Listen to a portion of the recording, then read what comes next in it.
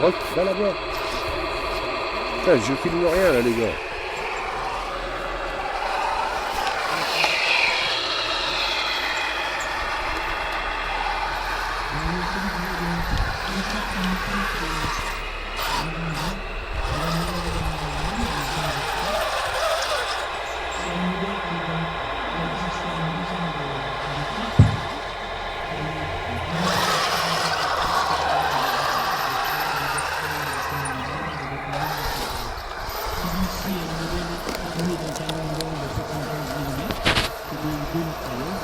Généralement, pour un petit armement, ce qu'on appelle des armements secondaires, dans l'armée allemande, c'était le calibre 7,92 mm.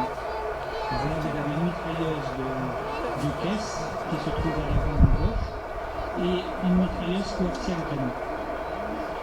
Ce char est équipé également d'un moteur Leda. C'était deux chevals de bataille réellement de l'armée allemande, mais il faut vous dire que en 39 et 40, on avait très peu de la façon de souvenir. Ils étaient armés d'un obusier et ils servaient uniquement dans le rôle d'accompagnement et d'appui de l'infanterie. Ils ont également suivi, comme je vous ai dit précédemment, ils ont suivi la mission de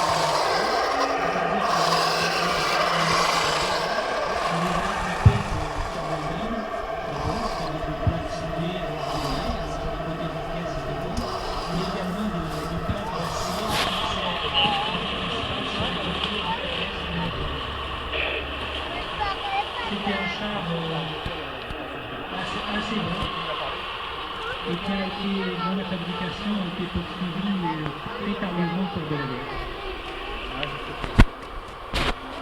Eh, qui c'est qui prend un tigre là? Oh!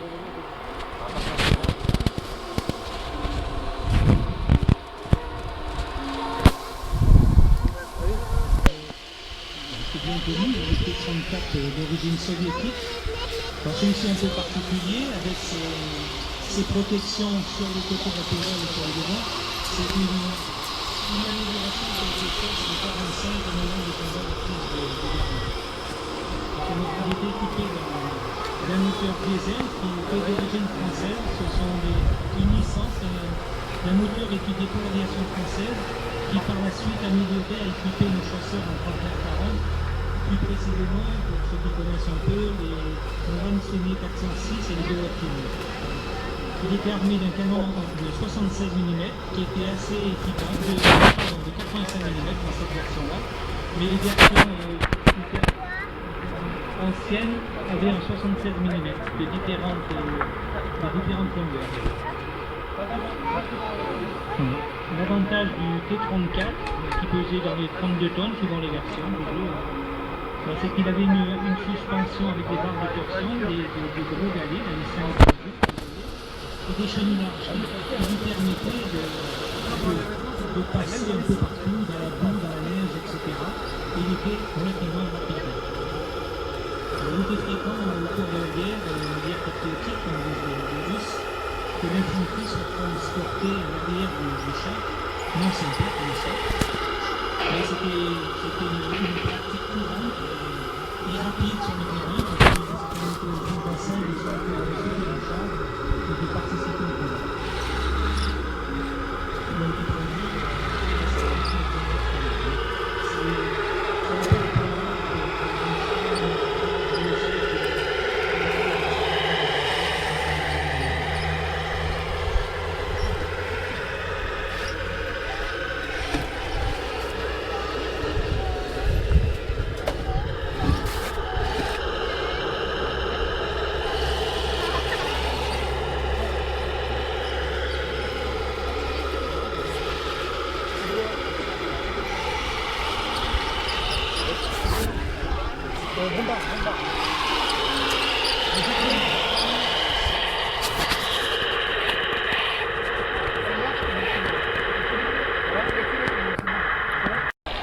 sur un châssis de Panzerfaust.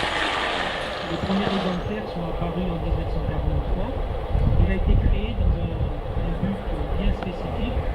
C'était de tirer contre les fortifications, éventuellement les immeubles où était retranchée la troupe. On a retrouvé, parce qu'il a été produit en on en a retrouvé un Italie, même un exemplaire en Irlande. C'était souvent des enfants assemblés dans des chasseurs.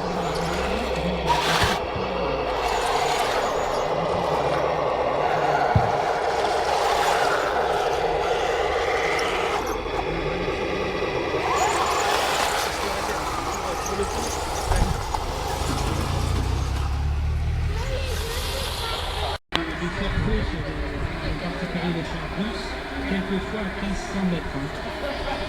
Chose que ne pouvaient pas faire les autres chevaliers et les russes. Et quand ils arrivaient à 800 mètres, c'était déjà pas mal avec des optiques de moyenne qualité. Là, les Tigre 2, c'est un des derniers nés de l'arme blindée allemande, apparu en 1944, 62 tonnes dans les 12 de blindage, et lui également armé d'un canon de 88 mm du modèle 43, donc beaucoup plus long que celui du char précédent. Le problème de cet engin, il n'était pas en 44 et 45, il n'était pas encore tout à fait au point, donc il tombait souvent en panne. La preuve, j'ai plus de batterie. Il était peu puissant en réalité, difficile à manœuvrer.